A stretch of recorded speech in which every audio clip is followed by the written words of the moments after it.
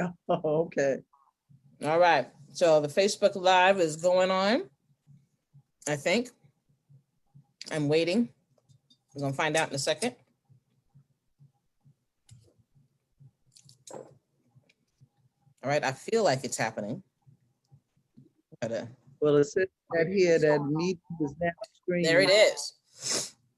Facebook Live is happening, and I am going to record this because I always forget to record to the cloud. And there are lots of people who are excited to see you. We never have 6 people waiting. So I'm admitting everybody. Some Oh my. people, here they come. Good morning, y'all. I'm just going to give it a few more minutes for anybody else to join us. Be patient with us. This is the fantastic Dr. Kinsey. She'll be speaking today. Just going to give it a few more minutes. Just a reminder that these are recorded. So this is going up on Facebook Live. This is recorded and will be posted to my page. If you're not muted, please make sure that you do take the time to mute yourself. We're just going to give folks a few more minutes to come on in. And while that's happening, I'm going to start yakking at you. I'm trying to find it on Facebook so that I can also monitor for any questions. There it is. Okay. So good morning, good morning, good morning, good morning, everybody. I am Dr. Tanisha Dandridge, and I am your friendly neighborhood pen lady. Welcome to Acu-Points, Black Acupuncturist Meet and Greet. And so if you've been here before, you've heard the story a million times. The way that this got started is I did a talk at a school up in Washington, and there was a young sister there who was a student, and she had never seen a Black acupuncturist before. And she was so happy just to see another melanated individual who was doing this medicine. And I spoke with a friend and a colleague, and she's just like, well, we should just do a meet and greet. And I'm just like, that'll take months to set up. She's like, no, girl, you just set up a Zoom meeting and you let it happen. I'm like, okay. So we set up some Zoom meetings and we are letting it happen. Right. And so this is what's coming up out of this. We have had the blessings of meeting several really influential people over the course of acupuncture. Last week, we had Dr. Torwood Smalls. Unfortunately, he had a couple of tech issues. And then this morning, we have the beautiful, wonderful, magnificent Dr. Kinsey, who's going to be telling us her story about the early history of acupuncture with Dr. Matula Shakur and the revolutionaries who were doing this medicine back in the 70s. So as it is 10 o'clock on the nose, and we never start anything on time, we're going to be a little different, and we're going to start a little bit on time. So without further ado, I'm going to allow Dr. Kinsey to introduce herself and tell you a little bit more about why she is awesome and amazing, because I have read her bio and she is awesome and amazing. And this is the East Coast, West Coast elders. And so this is our East Coast elder of acupuncture and traditional Chinese medicine. And come on and join us. Okay. Habarigani. I want to say Asante Sana, Dr. Tanisha Dandridge, and Acu-Points, Black Acupuncture Meet and Greet, for this series of a fundraiser for my Mwalimu, my teacher, Dr. Matulu Shakur. Yes, and we are meeting and greeting with our elders, and it is an honor as an MZ. On behalf of myself, Shadidi, Mama, Dr. B. Chase Kinsey, I'm a doctor of acupuncture, a licensed acupuncturist, New York State, the executive director of Peace Health Center. I'm a member of the family and friends of Dr. Matulu Shakur, and the vice chair of New York, the National Association of Kayawita Organization, the New York chapter. Our New York chapter chair is Dr. Segun Shabaka, and our national chair is Dr. Maulana Karenga. Is our national chair of US organization and of the National Association of Kayawita Organization. He's better known as the creator of Kwanzaa, Kawida philosophy, and the Nguzu Saba.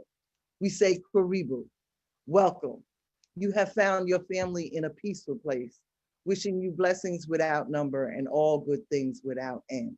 And as an African people, we bear witness that as our beginning was great and good, so shall our eternity be if we dare to speak truth, do justice, and walk in the way of rightness.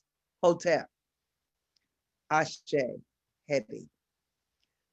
Yes, as I said, it is truly an honor as an MZ, an elder, to present at this fundraiser for Dr. Mansour Shakur, our Black freedom fighter, our institutional builder. The Husia says, and this is the sacred text of ancient Kemet, that the wise are known for their wisdom, the great are known for their great deeds. And Dr. Shakur is truly a great man, a man who makes a way out of no way. From the Republic of New Africa to Lincoln Hospital to Banner, the Black Acupuncturist Association of North America, the Harlem Institute of Acupuncture. Our healer activists who brought acupuncture to our people, utilizing acupuncture as a detoxification method instead of methadone at Lincoln Hospital to reduce the withdrawal symptoms, thereby reducing cravings for that plague that was on us then of the heroin addiction. Dr. Shakur with others from the Republic of New Africa, the Young Lords, the Black Panther Party, not only brought this healing with the acupuncture, but also the political education to the patients at Lincoln to be able to free themselves to be themselves. And I do this in a historical context because so many times, as you see with the dominant society, where they'll have Black erasure, where they're before Lincoln and before Banner and all, with acupuncture, it was not a household word, you know, but it was this Black man, this great Black man who brought this here to the shores of North America. And history is so vital because as Minister Malcolm X taught us, of all our studies, history best rewards our research. And in Kaiwida teachings, we're taught that why we study history. We study history to learn the lessons of history, to learn the input of things, how things began, and to absorb, third, to absorb these lessons. Because as the Honorable Marcus Garvey taught us, what humans have done, humans can do. Up, you mighty people, you can accomplish what you will. And we study history for models of excellence, as Dr. Mansour Shakur, a model of African excellence. And fifth, we study history for the practice of the morality of remembrance, not only of our mind, but to put this into practice in our daily lives and to continue to wage our struggle. So Dr. Shakur, from Queens to the South Bronx to the world, this great man who has been in captivity now for 34 years. And with the mandatory sentencing after, and he was sentenced to 60 years. So after half of that sentence he was supposed to be released, mandatory sentence. But once again, he's a political prisoner. He's a prisoner of war. And his health, not his spirit, because when you speak to, every time I speak to Matulu, it's like amazing. I can be, feeling, well, you know how we get sometimes, like you're not appreciated or whatever. But Matulu's spirit is always up, you know. And then I have to take note. I said, wait a minute, he's in captivity and I'm out here complaining? No way. So Matulu, uh, but his health has really been injured. He suffered a stroke, and in this beastly system, after coming out of the hospital with a stroke, he was put into solitary confinement. I mean, the horrors that our people are going through on a daily basis in this United States of America. So he now he's been diagnosed with bone marrow cancer. So uh, we had put in for compassionate release. Again, he served more than 34 years in captivity. He served more than half his time. Uh, uh, so he should have been released, but that didn't happen. So with the compassionate release, it was first submitted in December. December of 2019, and it was denied April 2020. It is now, and then it was given to Judge Haight. This is the same judge. He's still on the bench that sentenced Mutulu to this outrageous time, these trumped up charges, which he. But as I said, he's a prisoner of war. Um, so it was submitted in April to Judge Haight. There was a maneuver that he said it had to be resubmitted to where, because Mutulu was transferred from California to Lexington, Kentucky. He's in the hospital there, and prison hospital. And so, but it was resubmitted, and we're now June the 28th. So we're, awaiting that. And so, but Bentulu must be free. He needs to be home. And especially at this time with COVID-19. I mean, if, what was that, Trump's lawyer, Cohen, was released because of COVID-19, and Dr. Mutulu Shakur is still in with bone marrow cancer, no, he must come home. Again, from a historical perspective, how I came in um, my knowledge and becoming an acupuncturist. In 1981, I was writing a column with my late husband, Kinsey, Pop Kinsey's BBF guide that was Buy Black First. And my column was titled These Helpful Hints, Alternatives to the Present Healthcare System. We only featured folks of African ancestry to guide and in the African community. Um, I had featured that I was going to feature Black chiropractor, herbalist, naturopath, and I put down acupuncture. I said, where am I going to find a Black acupuncturist? And my quest was answered for Black acupuncture, to find a Black acupuncture, with the New York Amsterdam News. They run a feature story on Banner. And so I went there to do this article on acupuncture, and found out about the Harlem Institute of Acupuncture, and that's where I began my studies of this ancient art of healing in October 1981, under the directorship of Dr. Mutulu Shakur and Dr. Richard Delaney. I completed my studies at the Institute of Traditional Chinese Medicine of New York City under the direction of my Shiro, Dr. Urwana Trinidad, who picked up the banner from Banner and opened was the director of the Institute of Traditional Chinese Medicine in New York City.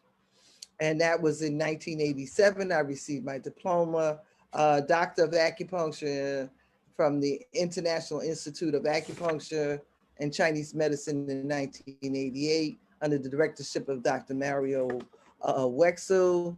And in 1989,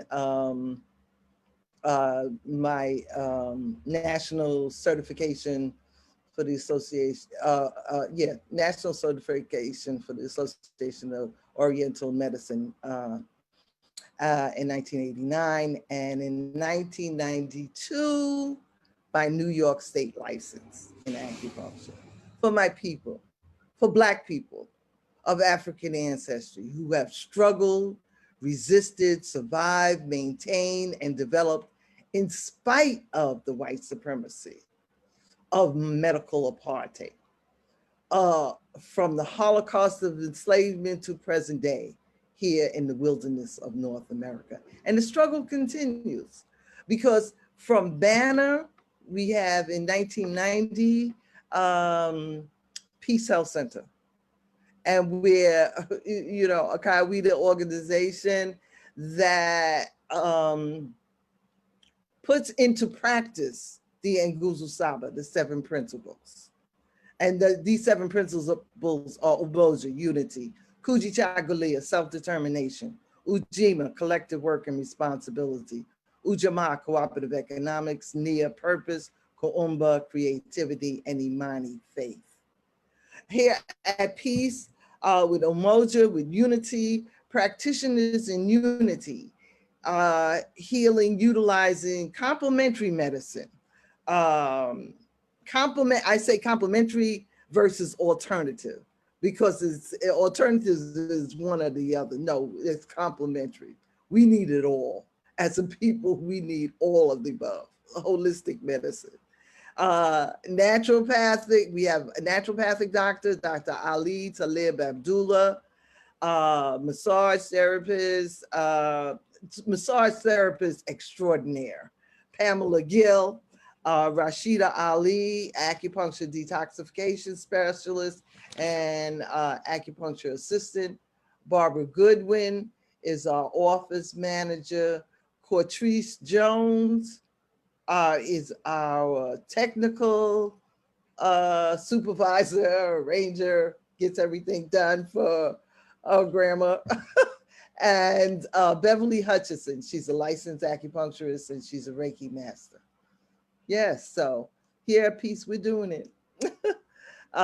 With Umoja, unity, Kujichagulia for self-determination, to continue the work of Banner and of bringing healing to our medically underserved community. We do it with health seminars, we do it with our practices of complementary medicine. We have workshops, we have open houses where we have speakers, live jazz, DJ, dancing, because dancing and the music, this is healing too, and always good food. And Kujichagulia, to continue the work of Banner, to have it right where our people need it, in Bedford-Stuyvesant, right in the heart of the community. Ujima for collective work and responsibility, because we are in a health crisis as we've been for so long. Before COVID-19, the health crisis within our community. The Congressional Black Caucus Research Foundation in 2003, their report was that of the 15 leading causes of death in the United States of America, African Americans led in 11 categories. 11, that was 2003. I don't know about now. Since COVID-19 and since 2003, I think our numbers are even up. more, you know. And so and what was the dominant society's response to this from the CBC's report? They closed hospitals. They, you know, here we are in this crisis, and we've had mass hospital closings, and this pandemic is proving the inadequate services that we receive, the inadequate health care. And so with Ujima, with collective work and responsibility, that's why we're here. And this is our response to bring this healing to our people. Um, and we serve from no teeth to no teeth, you know, from the Mzes to the Watutus, from the elders to the children, you know, with this natural healing. Ujamaa for cooperative economics. And this is from the power of the people with the Black support. We get no government funding. That's why we're still here. After 30 years, it's been 30 years with Peace Health Center. Yes, 30 years. La, la, la, la, la, la. And we have truly affordable fees. We even have a sliding scale because everybody is not in the same situation. So we have to, you know, have that cooperative economics. Nia, our purpose, to make our collective vocation the building and development of our community in order to restore our people to their traditional greatness. That's Nia. And that's our purpose, our collective vocation. I emphasize that. Kuumba, creativity. And we as injured practitioners healing ourselves and our people, we take the principle from ancient Kemet of Sharuz Ta, to repair that which is damaged, to restore that which is in despair, to replenish the depleted, to strengthen the weakened, giving a ladder to those stuck in the pit of despair. Kuumba, creativity. And this is what we, putting this principle again, is not only knowing the principles and being able to recite the principle, but we got to live the principles. We got to put the principles into practice on a daily basis. And Imani, faith. Faith in ourselves, Black people. Faith in our Creator. Faith in our mothers, our fathers, our sisters, our brothers. Faith in our elders, our children, our future. Faith in all that makes us beautiful and strong. And faith that through hard work, long struggle, and a whole lot of love and understanding, we will again step back on the stage of human history as a free, proud, and productive people. So faith, keep the faith. That's what the Reverend Dr. Adam Clayton Powell Jr. advised us. You know, keep the faith, baby.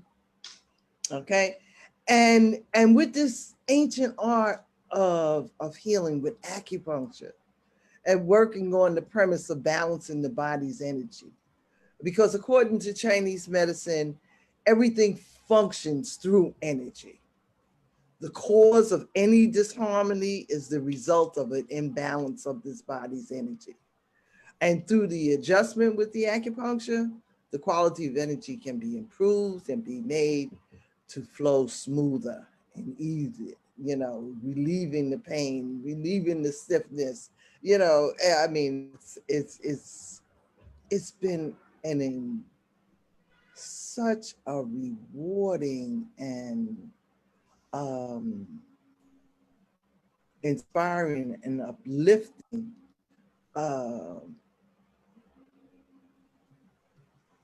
to have this honor as to be a acupuncturist, a doctor of acupuncture, and to see our people. And it's natural. That's the wonder of it. With these needles, it's no medicine going in. We don't have to worry about the side effects. The side effects, we leave a needle, forget about it. Or maybe there might be bruising at the spot or something, but we don't have to worry about an overdose or you know, all of that. But to see our people and to be able to be in this position, it is truly such a gift. It's really a gift. And acupuncture has been useful in cases with the pain and the weakness. And even though these conditions, you know, come from past illnesses, injuries, physical or emotional distress, you know, emotional, you know, because it heals on three different levels: spiritual, emotional, and physical. Okay. So the emotional stress of being an African in America from the Holocaust of enslavement until present day.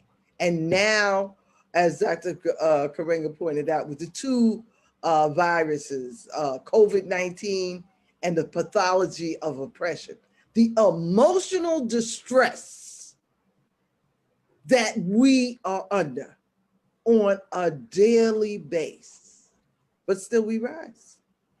And before COVID-19 is the gentrification. You know, our communities, all of a sudden, this invasion.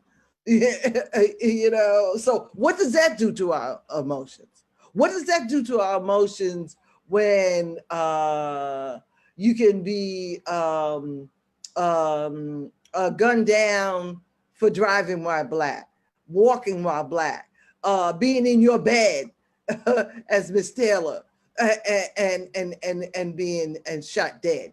You know, the emotional distress that we experience on a daily basis, you know. So acupuncture works with that, because in with our patients, um with the emotions that are, and how these emotions work on the organs. We're taught with Chinese medicine how the anxiety and the fear injure the kidneys, uh, the anger and the rage injure the liver. Why do we have such a high rate of hypertension? You know, from that liver yang rising. You know, we live in silent rage, and this anger, these emotions, how that's why we are 11 out of 15 with these disharmonies and deaths and here and the anger. You know, your son, your husband leaves the house as a Black man, targeted, constantly targeted here in the United States of America. The worry, the worry, what that does to your stomach, what does that do to your spleen, to that central chi, to your immune system? It lowers the immune system, the worry, you know, not knowing that, you know, with COVID-19, how you gonna pay your rent? They just stopped with the unemployment, with the bonus, with the unemployment, making do you have a job?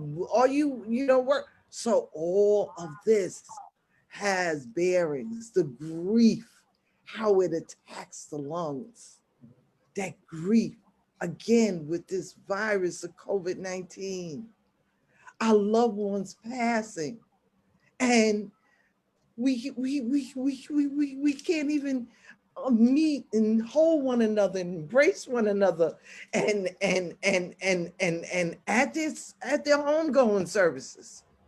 You know, we have to have these masks. We can't, you know, this is so different from us. So that grief, these hot spots where the COVID-19 are, where our people are in the nursing homes, can't visit them.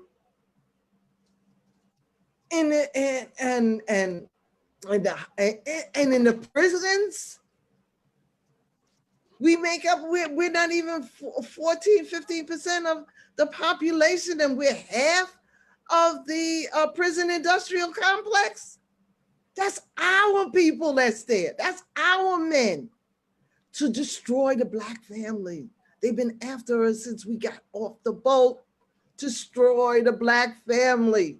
And the first in line is the man.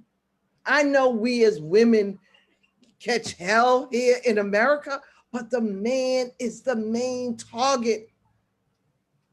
He is all seasons is after the Black man here in America. So these emotions, what it does to our well-being.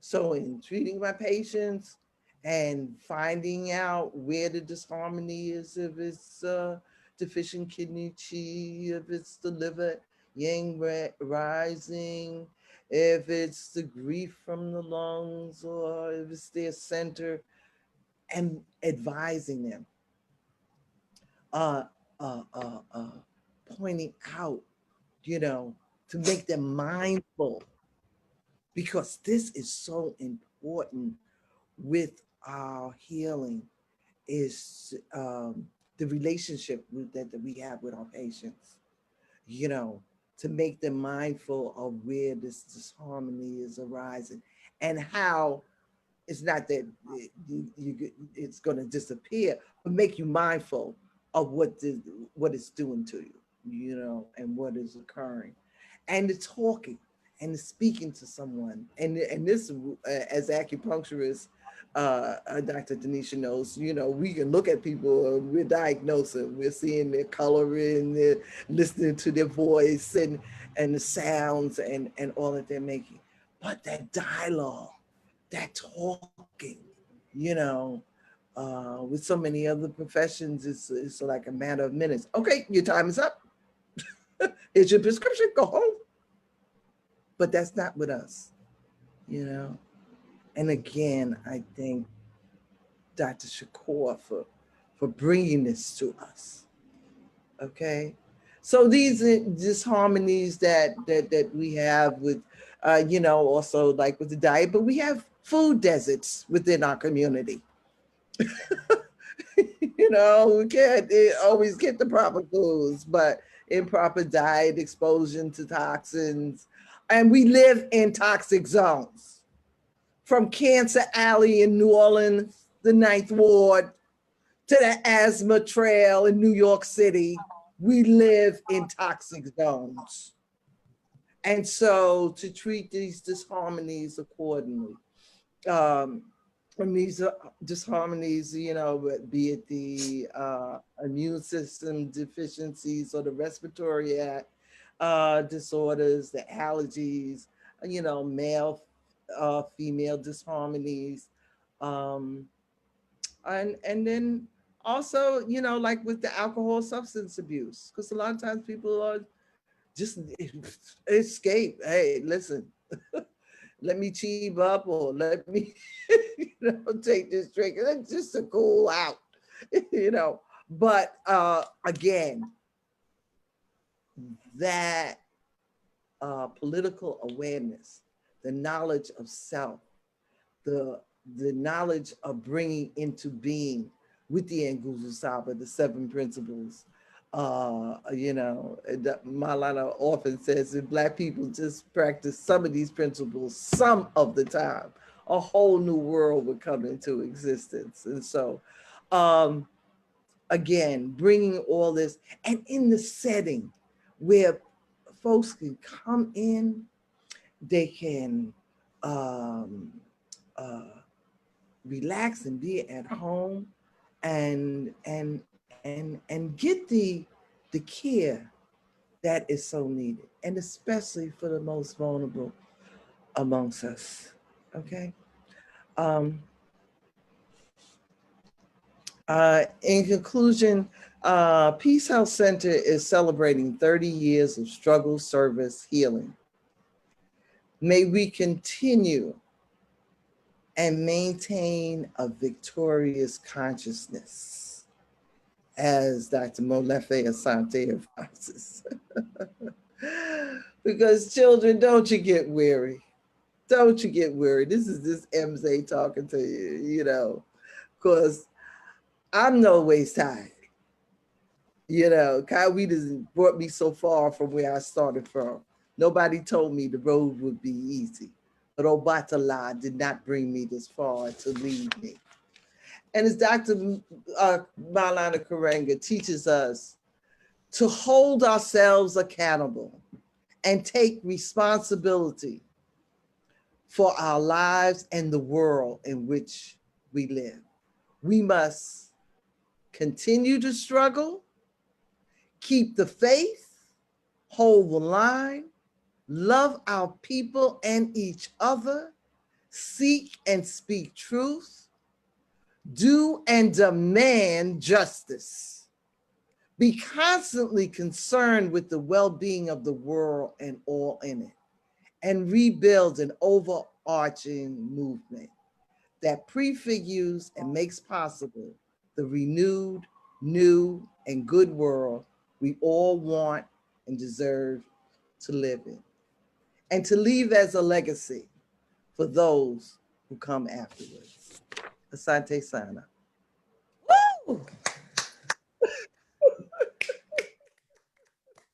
Yes.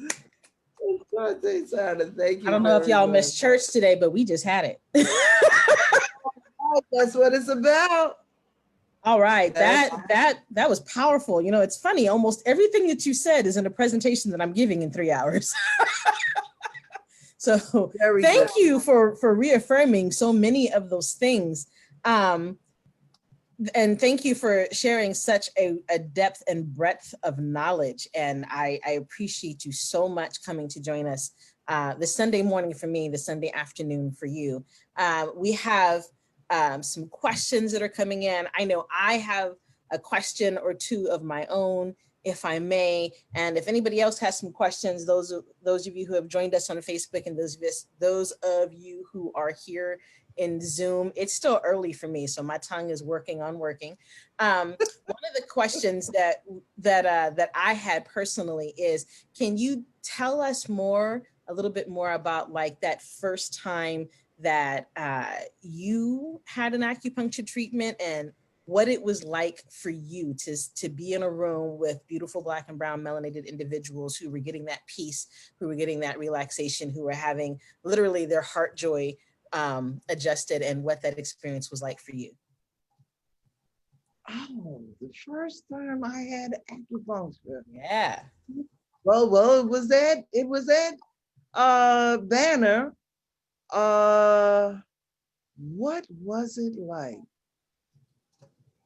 It was it was a relief. It was it was a relief and this feeling of wholeness that that came over me, and I, I could just feel myself. I could feel myself and everything in me. It was so peaceful. That's one thing that, and then of course I went to sleep. There is something about that acupuncture sleep that it's like you're in the stars, or this floating, but it was very good. And for this harmony that was occurring with me was that it was my back. It was low back pain because I had with childbirth and in these monster settings for maternity, and what we go through. But I had that spinal, that epidural, and it left my back, a week after years and years and years, and so it was reoccurring. It was reoccurring. And then afterward, I remember the doctor asking me, so how did your back feel? I said, what back? Yeah, so it was really good. It was good. Yeah. That's Yeah. awesome. One of the questions that we have from one of our viewers is, what resources, if any, have you used to develop a sense of pathology coloring across darker complexions? What resources? I well, I advertise. No, wait. Like 5E coloring, as in the liver, you'll see the green at the temple. For malar flush, the red on the face. Like, it's a question that I get asked a lot. It's like, what do you do when you need to be able to see color in darker skin? I'm like, I ignore that because I can't. Oh, no, because you can. You see the red. You see the even in someone of a dark hue, you can see the paleness. You can so the coloring definitely you can and oftentimes the way the patient comes in with the dress, with what they have on, that shows up too, someone, but definitely looking at the complexion, you can pick up the, the, the whiteness, even if and again, like with the kidney, and the stagnation, usually, in this area, yeah. So with the colors, the green, oh yeah. You may even, because I picked that up. Yeah. How do you see the colors, the green? Yeah, I can see things like pale and ashen.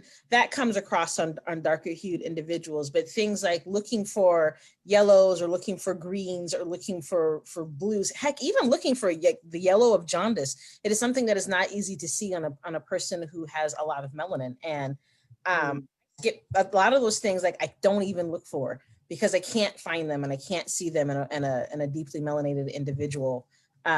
So that was like, do you have any resources, like, or any other tips and tricks in being able to pick up on coloring in melanated individuals? Yeah, you may see that in different areas, like the darkening of with the ears, on the cheeks, the darkening. You could see in different areas where it may be highlighted. And then again, with the yellow, I see more with the and the sclera. and then I know, yeah, yeah. And even around the eyes, sometimes the whiteness shows up. Yeah. So when you see, yeah. Okay. Yeah. All right. And the redness, red too. Yeah. Yeah, red is one that And then, but again, and then the colors that way, and then also I look at the patient and their dress, and then listen to the sound, because oftentimes that corresponds with the color, and then just inquiring. Yeah, yeah. Mhm. That is an awesome question. Feel free to type questions or raise your hands. Again, I am periodically attempting to check Facebook. Sometimes my technology doesn't cooperate with me quite so much. One of the things that you spoke on is addressing the emotional component for disenfranchised communities here in the US. And what did that look like when you walked into your first acupuncture arena and you were doing that first acupuncture interview? In fact, who exactly did you interview when you were looking for an acupuncturist? For your when I went to Banner. Who did you? Well, well, there was a whole host of folks there that was at Banner. There was what is it? JW James Wilson. There was Dr. Bate. There was acupuncturists there. Yeah, yeah. And how you asked, the question was? I was like, what was it like to be in this room of melanated people getting this healing from this emotional trauma and this emotional stress, and then being able to continue that work? Like, that is something that I'm really passionate about, is getting large groups of melanated individuals together, particularly Africans that have been transpired or transferred to the Americas, and watching the shin become balanced, watching that balance of all the chi and all the five elements. I can only imagine what it must have been like back in the 80s, not that far removed from many of the struggles and strifes that were happening then, with COINTELPRO breathing down your neck, and it's still breathing down our necks, right, in a variety of other ways. I know what it's like for me in 2020 to be in a room full of African people receiving acupuncture for the first time, but can you tell us more about that early history of what it was like for you as a person who was learning about acupuncture and participating in acupuncture back in the early days? It was very inspiring because, see, I come from the East organization here in Brooklyn, and this is a cultural political organization. So, my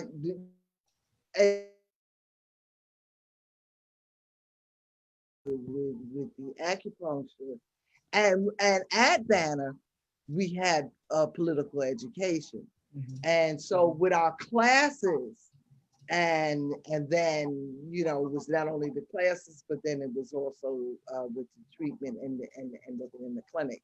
So to see people come in, and then again to receive um this strengthening, you know it was very, very inspiring. And again, I seen this as such a tool, because I not only did this, I worked for years up until 2005 with acupuncture and in different um, community organizations, and doing the detoxification, and seeing a whole room full of people uh, with this, and seeing the effects, because uh, of what they're, and logging and seeing how they were transformed, to take control over their lives. It was very, very inspiring, and it's been inspiring.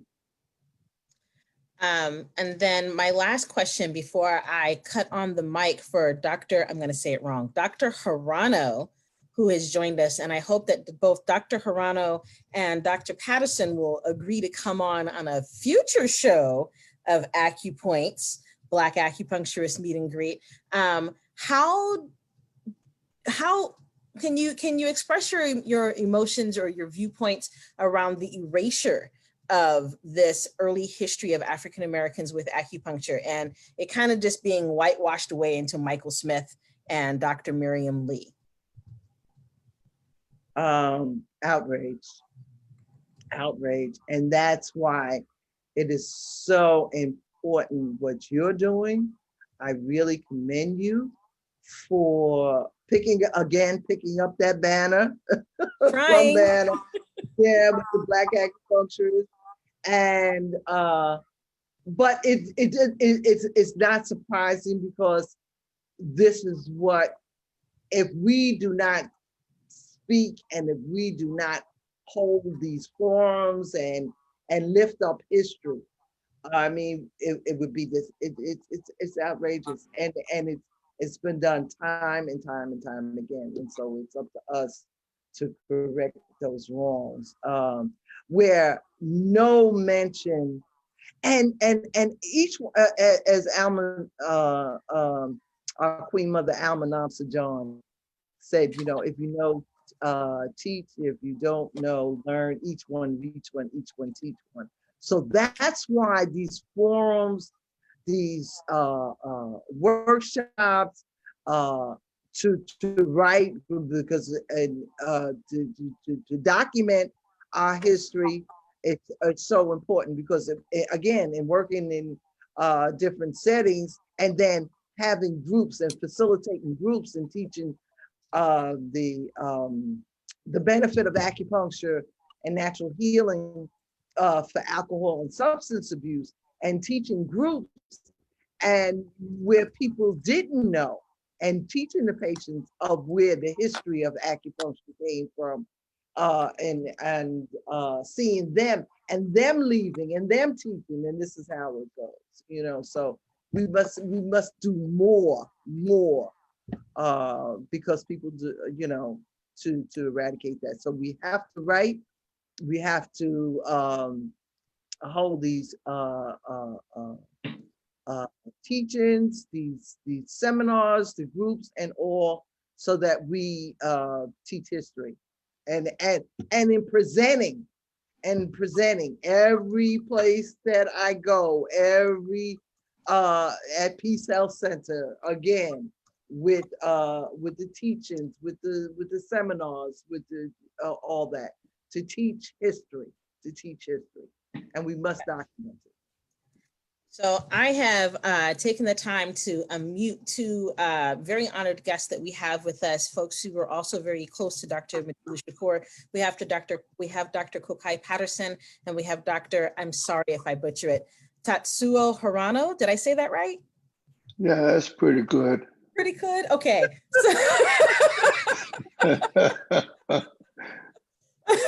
Thank you both for agreeing to just kind of come on and jump on here with Mama Kinsey and share some of your stories. For those of you who are watching and those of you who are present, like, this is a real treat to be able to have so many voices from our past, so many of our ancestors sitting here in the same forum with us. So if you guys want to take a quick second and introduce a little bit about yourself and tell a story from the past that folks don't get to hear, because these stories aren't anywhere. You can't really go and find them. You have to find the people who are still the knowledge of the past. Well, maybe I can start. One obvious question is, what would a Japanese man be doing here? Well, there's a big, long tradition of Japanese Americans and Asians supporting and working alongside with the new Africans here in the United States in their struggle for freedom and self-determination. And, I met Matulu through a long time dear late friend now, Yuri Kochiyama. Yes. And yes. And it was through her. I mean, she, during the 60s, was a friend of Malcolm X. Malcolm X been to her house, knew all her 6 children. And there's a lot more to that. I mean, there's Grace Lee Boggs, I mean, in her support for the New African struggle. The tradition is there and long. I'm a Japanese revolutionary nationalist from Japan, not from Japan, from Los Angeles. And it's through our struggle and then our work that was able to coincide, and I was able to meet not only Matulu, but a whole bunch of people from Lincoln at that time. The executive director, Zulu, and Sabdi Houdin, and Bilal Sunni Ali, and Atala, and the late Atala, and so on and so forth. But it was through him that I had learned about Lincoln Detox. Back then, I was administrating a residential program called Asian Joint Communications, and it was prison work. We're getting Asians out of prison and out of the street and putting them into this house, and it was a house for change. We would link political education to what traumas they were going through and their response to the trauma, which usually led to the life of crime. And so we had this. but it was, very challenging work. At best, I would say we had 18% success. And then I met Mutulu. He talked about medicine. He talked about acupuncture. Give And up. that, because of my martial art background, I grew up as a little boy. The word chi and ki, energy, is part of our language. So when he talked about acupuncture, it just lit all kinds of lights. And I was out there, 1974. 1974, by 75, I was in the program. And, the program is not just a detox program. No. It was a vehicle for liberation. They included political education. It was consciousness raising and a barefoot doctor protocol. They're Yes. getting people out of the streets and giving them a Please. chance to become doctors themselves. Please. This is the most unique aspect of what Dr. Shakur had developed, his vision of using this medicine as that vehicle for liberation, to raise the status, to bring about the respect and dignity and pride in actually building an organization alongside of that. I mean, that was it. And, there was one summer where I went out with a group of people and we went to Eli Lilly's center, the big main office there.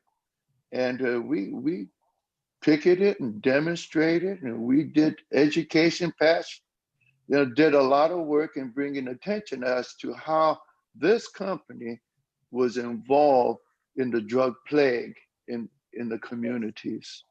That's one example of, it wasn't just in-house education, it was going out in the street and also out there doing the work with those who were former addicts as well. I mean, you take proaction, you put into action rather than just taking, talking about change. You were out there actually being an activist for change. Another was death to the pusher man. And, that is a pretty strong statement there, but that was the attitude and how people felt fed up to here of the death, the countless of deaths on the street and the drug plague. But when Mutulu, and I'll cut it short because I know we have, Dr. Kokai needs some time too, but, Mutulu was transferred to Victorville 10 years ago, and I took more active participation in helping him towards his release and such. And I will go in and do remote energy work while I'm in there with another fellow activist. Her name is Nobuko Miyamoto, and she goes way back also, in history. Right now, the latest word is that, and Dr. B, Mutulu, called me and said, I needed to get a hold of you. I must have met you. We did. We Yeah. did. That was on 123rd Street. That's where we met. At the Brownstone. Yes, Yeah. That you said for the back, and it still works. All right. Sorry, my junior moments here. I love you, sister. I love you. Oh, this is so wonderful. Dr. Tanisha, you're great. Bringing us together. I'm trying, Mama. I'm doing everything I can to like pull all these little frayed ends back together. Yeah. I'm trying. And it is coming together, I tell you, because Banner is coming back up. Yeah, so Yes. I have a Black acupuncturist website that I call the new face of Bana. I don't actually have permission to call it Bana. And we are finding Black acupuncturists like all over the world. We have folks in Nigeria, we have folks in Ghana, we have folks in the UK, we have folks in Canada. We're finding us everywhere because we need to have our face out there. Our face should be as attached to this medicine as anyone of Asian descent. So little bit by little bit, we are definitely getting there, right? So thank you so Free kindly. Dr. Mutulu Shakur. This is it right here. Just celebrated his 70th birthday yesterday. Yes, that was great. Yes, it was yesterday. I'm still working on making him a card since I know he likes handmade things with a little bit of love. So thank you so very kindly for sharing. I look forward to connecting with you later and hearing more of your stories. And then Dr. Kokai Patterson, if you would please be so kind as to come and grace us with some of your history and some of your stories, that would be really wonderful. Good afternoon, family. I say to my dear sister, my bestest buddy, Sister B, I love you, Ken, and I love what you're doing and what you've been doing. You know, we ace boom coons, and we've just been missing each other's calls, and we just been missing each other's calls and all of that. So with that being said, we're going to talk as soon as this is over. Secondly, let me, of course, greet the elder Baba, Dr. Tatsu. Thank you so much, Baba, for always sharing, and thank you for being who you are as one of our elders. I'm not going to talk too much about me because me and Tanisha have already talked, and I'll be coming on at a later date to do that whole story because it's a very lengthy story, just like B's and just like Dr. Tatsu. But what I would like to talk about is Dr. Shakur, first of all, saying happy birthday to my dear brother. When we met in 72, we were about a year apart. So I'm banking on 72, 69, but banking on 72. But when we met, I think I was about 18 and he was 19, or I was 19 and he was 18. But and that was back in, I think, 72, somewhere around in there. But again, like I said, I'll get back to that story. But with Banner, Lincoln, the African Holistic Health Association, the Republic of New Africa, the Acupuncture Detox Specialists Collective, the Peace Center, and all the other centers that are actual outgrowths of Dr. Mutulu Shakur's work. Those are the things that have to be pulled together, and doing a great job. Everybody is. In 1970, I walked into a drug treatment program. I had met Mutulu. 2 years later, I'd meet him. And I walked in the door and they were sticking needles in somebody at this drug treatment program. And it was an Asian doctor, Dr. Ku, who, of course, I wound up meeting and working with later on. And I was a victim at that point of drugs. I'd been addicted to methadone, heroin, cocaine, alcohol, cigarettes, you name it, sugar, of course, we still rumble with. But I thought they were insane. And this was Ron Clark, my other mentor, who guided me to acupuncture along with Dr. Mutulu Shakur. And I thought they were insane and out of their mind. And I turned around to leave the program, and a couple of brothers convinced me to stay. 2 years later, I would meet Dr. Shakur. But the reason why I met Dr. Shakur was not because of acupuncture. I met Dr. Shakur because he had the same commitment that I had. And that commitment was that we had made a decision to dedicate our entire life to the liberation of Black people. So we had decided that we had decided that we would rather die than allow our people to suffer, to be shot down and brutalized by police, to not get the necessary medical care, to have the worst school and education process in the country, to not have the proper nutritional centers, food deserts, to be just totally neglected. No employment in our community, low employment. So we were against all of these things, and we were fighting on a daily basis. We know that the free clinics that we now have are as a result of the Black Panther Party. We know that the free breakfast programs in the schools are a result of the Black Panther Party. So all of these things were going on prior to Lincoln, prior to us doing the acupuncture. These are the things that I was doing. These are the things, B, of course, you and everybody else on this call probably were involved in. But we got to make sure that we're clear as to why the acupuncture came about, and understanding that Dr. Mutulu Shakur is the father of acupuncture in the Black community. No doubt about that. But we go back historically, and we know that there were acupuncture points in the acupuncture ear on the papyrus papers. So again, this was a wonderful thing for me to discover that acupuncture again started in Africa. And I've seen pictures of them using horns for cups and doing the cupping process. So I was totally excited when I got that information back in the late 70s, early 80s, when some people did the research and presented it to me. But I'd always yearned to know about the African connections of acupuncture, just like I wanted to know about the African connections of everything. And once I knew that everything came from Africa, when I discovered acupuncture, I said, this got to be a Black thing.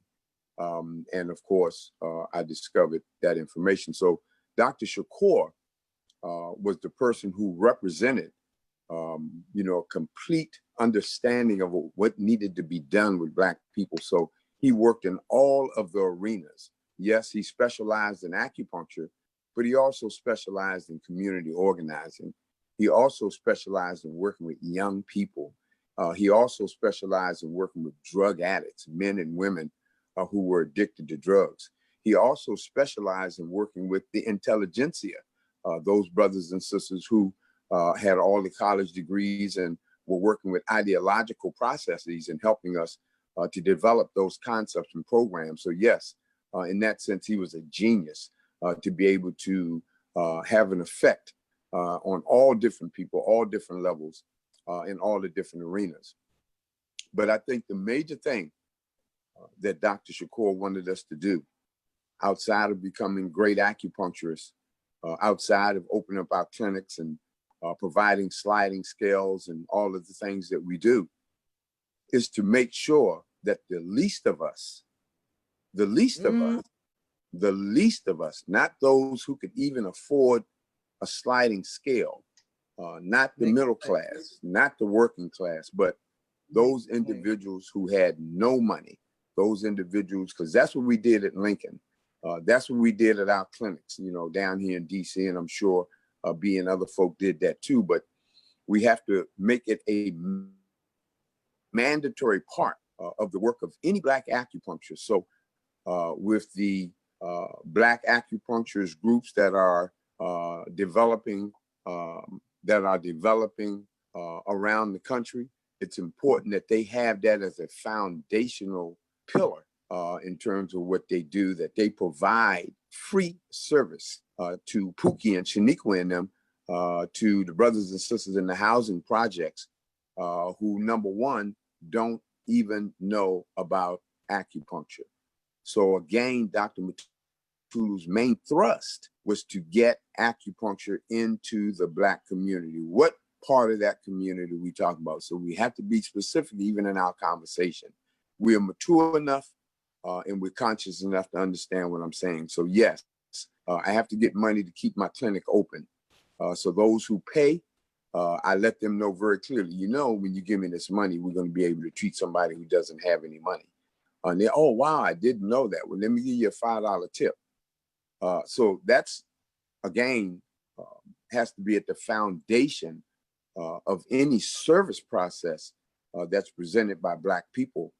Because if we're talking about liberation and if we're talking about revolution, we have to go and deal with those individuals who've been affected the most. All of us have. I know I've been affected by racism and I still have to deal with it.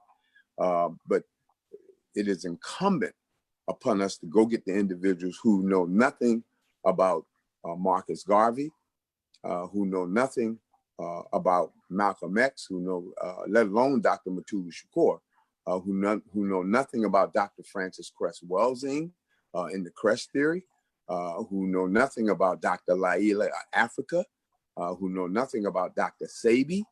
You know, we can go on and on and on.